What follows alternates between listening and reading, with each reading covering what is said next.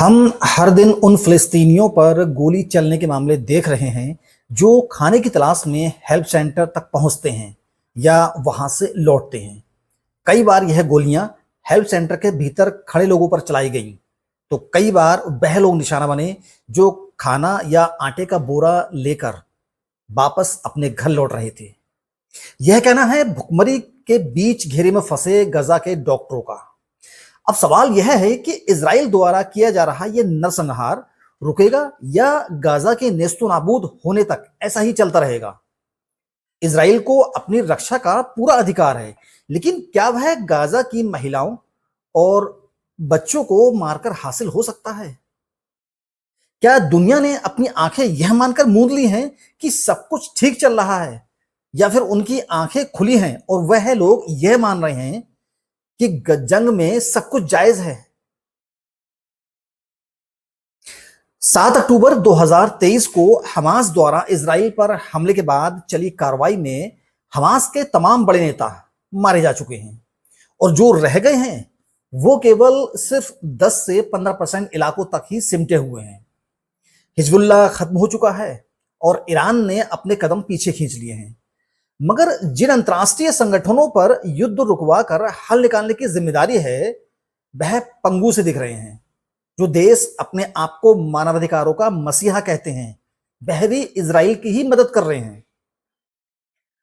फलस्तीनी स्वास्थ्य विभाग के अधिकारियों के मुताबिक अक्टूबर 2023 में युद्ध शुरू होने के बाद से अब तक 60,839 लोग मारे जा चुके हैं और करीब 72,500 से ज्यादा लोग घायल हुए हैं। इजराइल के द्वारा की गई कार्रवाइयों में गाजा की 60% से ज्यादा इमारतें खंडर में तब्दील हो चुकी हैं और करीब 20 लाख लोग बेघर हो गए हैं, जिनमें से अधिकांश गाजा पट्टी के केंद्रों में ठूंस ठूंस कर रखे गए हैं। इजराइल अब गाजा में संयुक्त राष्ट्र द्वारा संचालित व्यवस्था को भी दरकिनार कर रहा है। वह चाहता है कि आपूर्ति के लिए एक कॉरिडोर बने जिससे संयुक्त राष्ट्र द्वारा संचालित व्यवस्था का लाभ हमास ना उठा सके।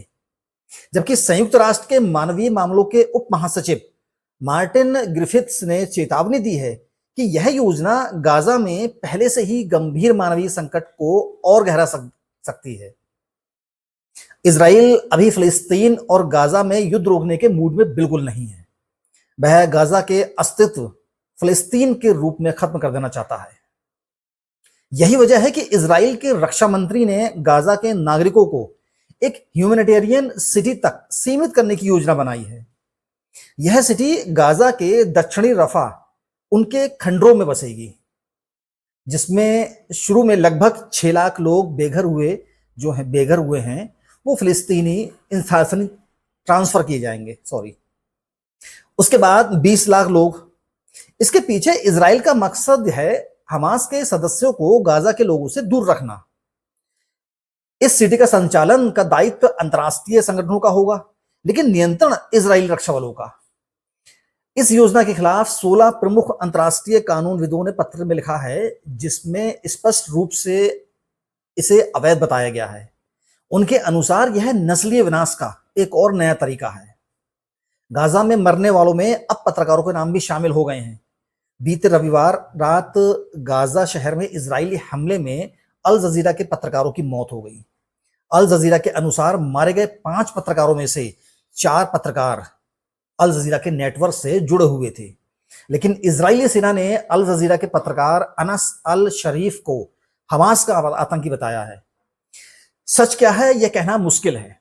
उधर कमेटी टू प्रोटेक्ट जर्नलिस्ट का कहना है कि इजराइल यह सब योजनाबद्ध तरीके से कर रहा है ताकि गाजा में भुखमरी की कवरेज ना हो सके। वहां के लोग भूख से किस तरीके से मर रहे हैं वो कवरेज ना हो सके।